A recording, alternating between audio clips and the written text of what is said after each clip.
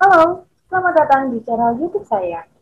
Nah, para pembelajar tentunya pernah membaca sebuah teks. Teks yang kalian baca tersebut mengandung berita, informasi, ataupun hal-hal yang berkaitan dengan pemahaman. Tentunya, para pembelajar akan diajar apakah teks yang kalian baca tersebut termasuk jenis teks laporan hasil observasi atau bukan. Nah, pada pertemuan kali ini, para pembelajar akan diajar untuk memahami bagaimana mempresentasikan teks laporan hasil observasi.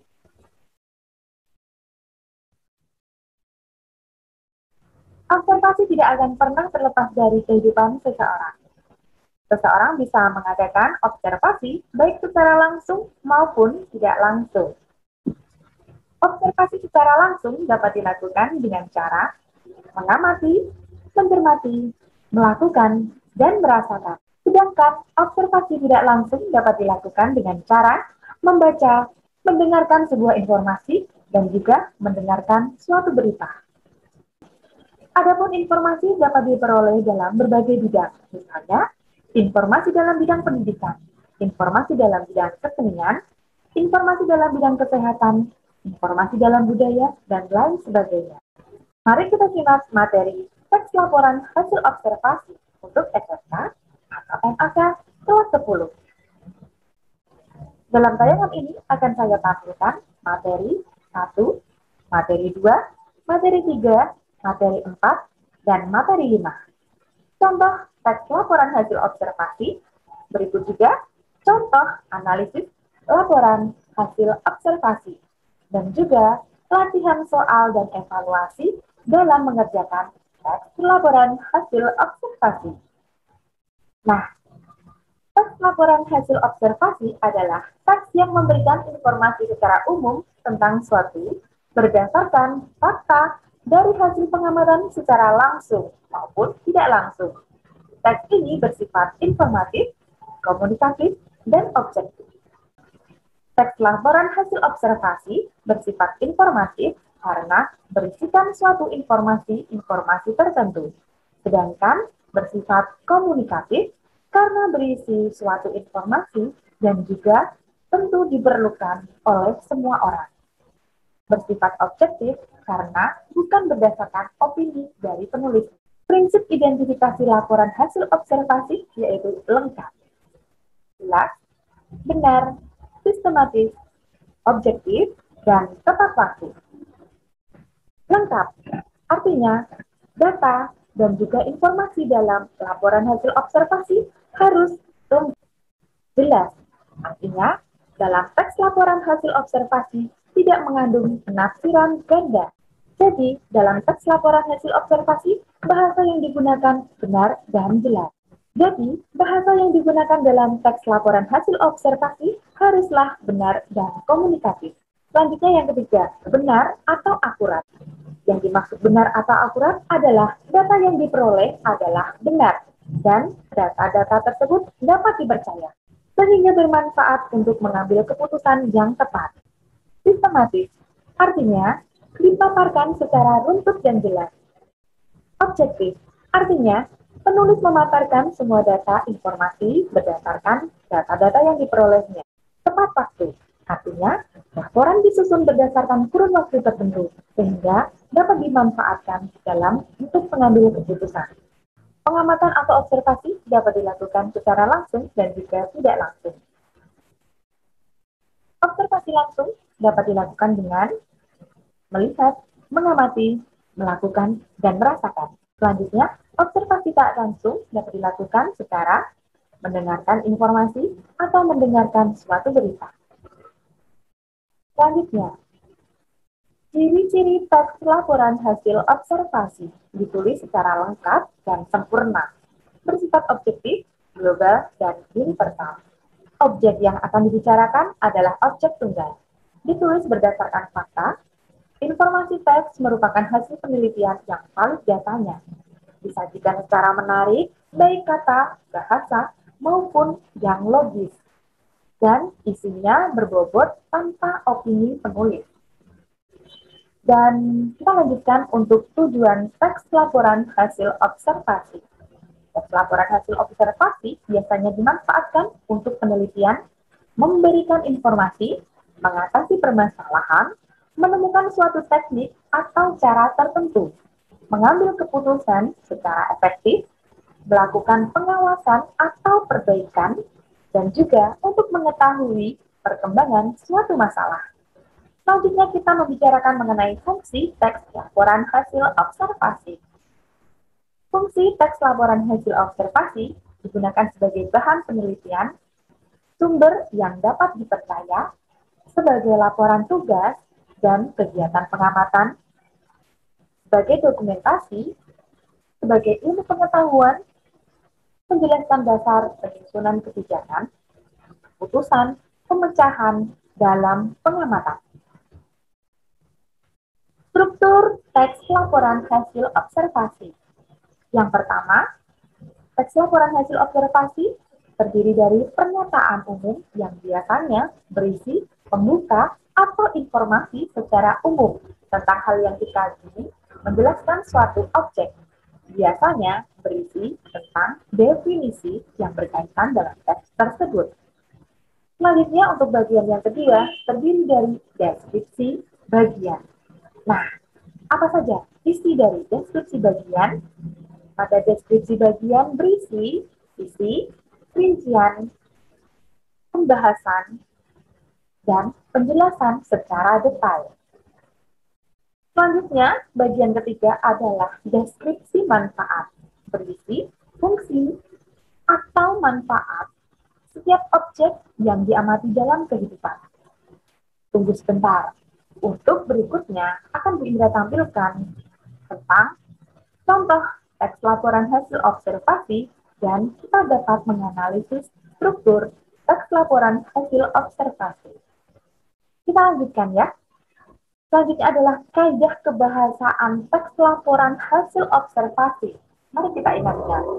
Untuk teks laporan hasil observasi memiliki kaidah kebahasaan yang pertama yaitu menggunakan kata nomina yang diikuti penjenis atau pendeskripsi. Verba relasional seperti ialah, merupakan, adalah, yaitu, dan lain sebagainya.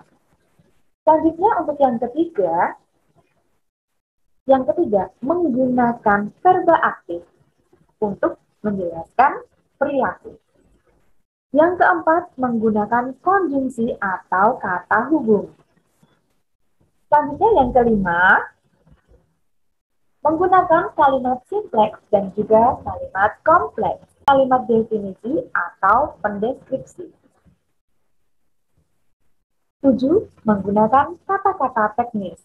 Jadi dalam kaidah kebahasaan untuk teks laporan hasil observasi menggunakan kata nomina, berarti di sini nanti ada kata penjenisnya, ada yang dijelaskan, misalnya gajah, gajah adalah, nah berarti di sini menggunakan kata nomina. Nah kemudian untuk verba relasional di situ nanti merupakan menjelaskan mengenai hal-hal yang bisa diamati, misalnya gajah digolongkan termasuk. Kita lanjutkan pada materi selanjutnya. Langkah-langkah menyajikan teks laporan hasil observasi. Yang pertama, para pembelajar harus memaparkan teks secara keseluruhan. Yang kedua, para pembelajar harus menginterpretasi isi setiap paragraf. Yang ketiga, para pembelajar harus mencatat kata. Yang keempat, para pembelajar harus dapat menentukan jenis kajiannya. Yang kelima, para pembelajar harus menentukan kriteria. Dan yang keenam, bagian yang hendak disajikan.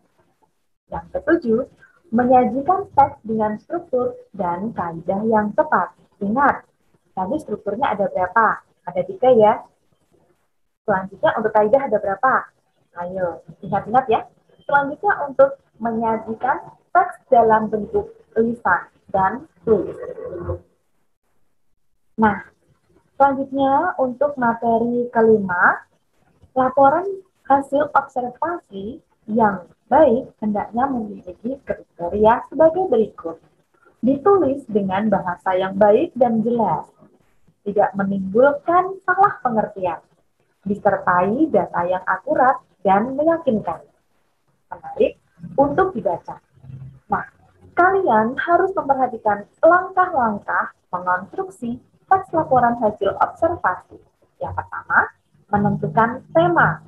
Yang kedua, menentukan tujuan. Yang ketiga, melaksanakan kegiatan observasi. Jadi pada tahap 1, 2, 3, kalian tentukan terlebih dahulu temanya apa, tujuannya apa, lalu melaksanakan kegiatan observasi atau pengamatan. Kita lanjutkan pada tahap keempat, menyusun kriteria aspek yang dilaporkan. Nah, selanjutnya yang kelima, membatasi jumlah aspek yang dilaporkan. Yang keenam, mulai mendeskripsikan unsur-unsur yang dijelaskan. Yang ketujuh, melengkapi teks laporan hasil observasi. Dan yang kedelapan, membuat simpulan laporan hasil observasi. Linda akan menceritakan sedikit pengalamannya ketika teks laporan hasil observasi Bu Indra berikan pada kelas sebelum terjadi pandemi. Yang pertama, Bu Indra membagi kelompok dalam kelas tersebut menjadi 3, yaitu kelompok 1, kelompok 2, kelompok 3. Kelompok 1 mengamati perpustakaan, kelompok 2 mengamati laboratorium, dan kelompok ketiga mengamati fasilitas yang dimiliki sekolah. Nah, jelas ya untuk pembagian kelompok ini ya. Selanjutnya, siswa-siswa menentukan tema kegiatan observasi dan lain sebagainya. Nah, selanjutnya tujuan observasi. Misalnya untuk di perpustakaan. Tujuan observasinya untuk apa? Untuk mengetahui jumlah peminat membaca pada tiap tahun. Nah, untuk mengetahui referensi buku fiksi maupun non-fiksi, atau tujuannya yang lainnya, masih bisa ditambahkan untuk tujuan lainnya. Selanjutnya, melaksanakan kegiatan observasi. Jadi, pada pelajaran bahasa Indonesia, siswa-siswi bisa keluar kelas, menuju ke perpustakaan, bisa menuju ke laboratorium, atau bisa berjalan-jalan mengamati sekitar fasilitas apa yang dimiliki di sekolah. Nah, dari ketiga hal ini, secara tidak langsung, siswa bisa mengamati dan mencatat hasil pengamatannya. Pada tahap keempat, menyusun kriteria aspek yang dilaporkan. Nah, misalnya Bu Indra meminta kalian untuk mengamati kantin yang ada di sekolah kalian, misalnya.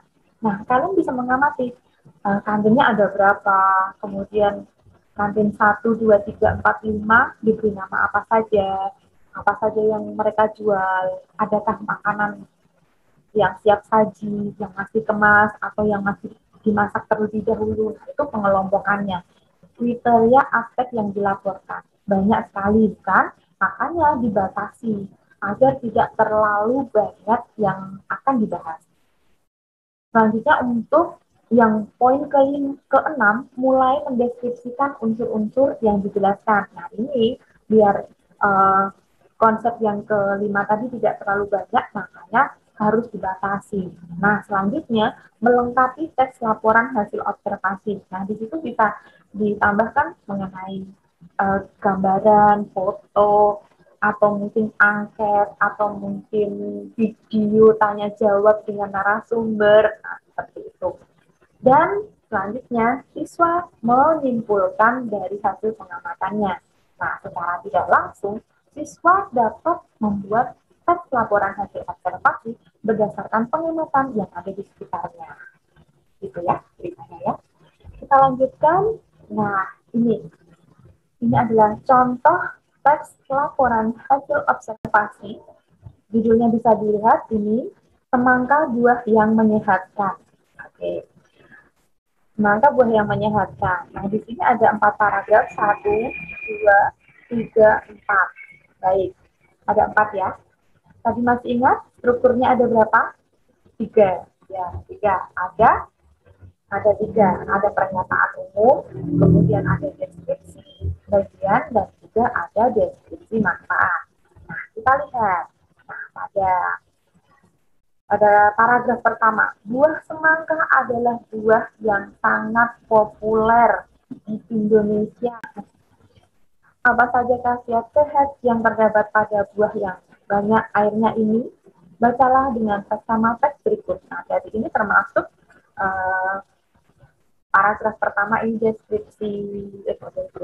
Jadi yang pertama ini termasuk pernyataan umum karena apa? Ada yang tahu? Nah, karena pada paragraf pertama ini termasuk pernyataan umum karena berisi definisi.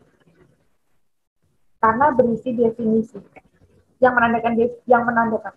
Pada paragraf pertama ini termasuk pernyataan umum. Nah, karena di sini berisi pernyataan berupa definisi. Yang menandakan definisi adalah pada kata adalah. Nah, di sini beri tanda merah karena adalah ini termasuk kata yang mendeskripsikan.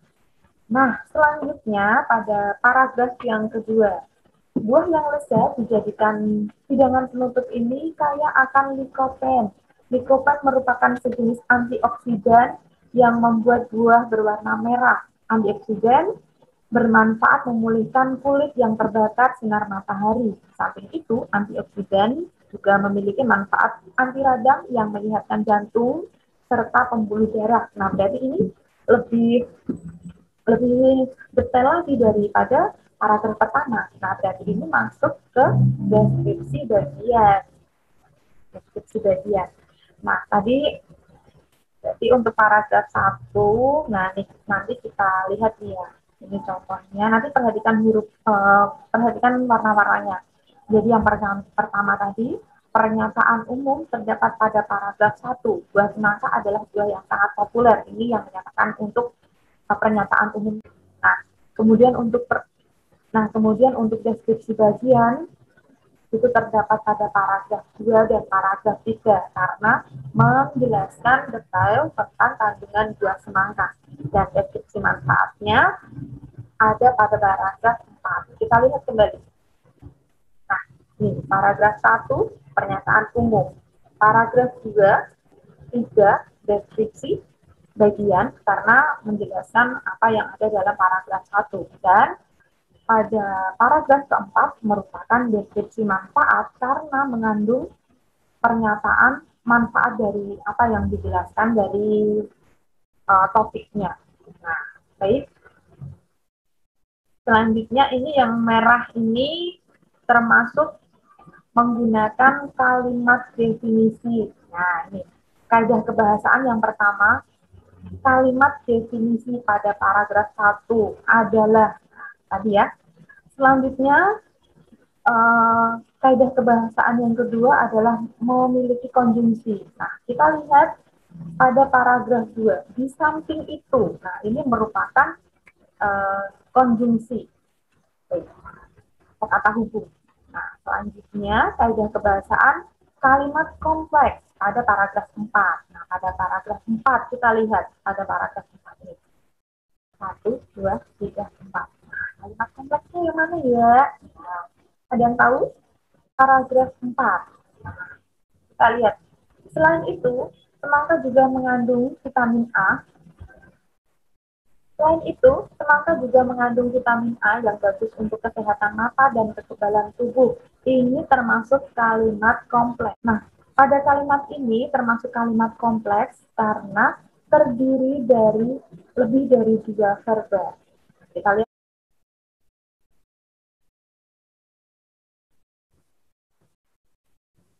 Pada kalimat 4 ini disebut kalimat kompleks karena terdiri lebih dari 2 struktur atau 2 verba. Kalimat simpleks berarti hanya terdiri dari 1 verba. Disebut juga sebagai kalimat tunggal. Kita lanjutkan untuk kaidah kebahasaan yang selanjutnya terdapat pada paragraf 4, sinonim. Jadi kita lihat sinonim paragraf 4. Ayo mana? 1, 2, 3, 4. Sinonim paragraf 4. Ayo mana? 1, 2, 3, 4. Nah, sinonim berarti di sini tadi ada persamaan. vitamin ini membantu memproduksi kolagen yang melindungi tubuh atau badan dari kerusakan oleh radikal bebas. Nah, di sini tubuh atau badan, nah ini menunjukkan sinonim. Paham ya? Selanjutnya, untuk menggunakan data atau angka, lihat paragraf ketiga. Nah, pada paragraf ketiga menggunakan data atau angka. Buah semangka memiliki kandungan air 92%. Nah, di sini berarti menunjukkan kajian kebangsaan menggunakan data atau angka. Baik, contoh sudah. Kemudian contoh analisis laporan hasil observasi juga sudah kita bahas. Selanjutnya untuk perhatian soal 1. Nah, nanti bisa berlatih di rumah. Demikian yang dapat bisa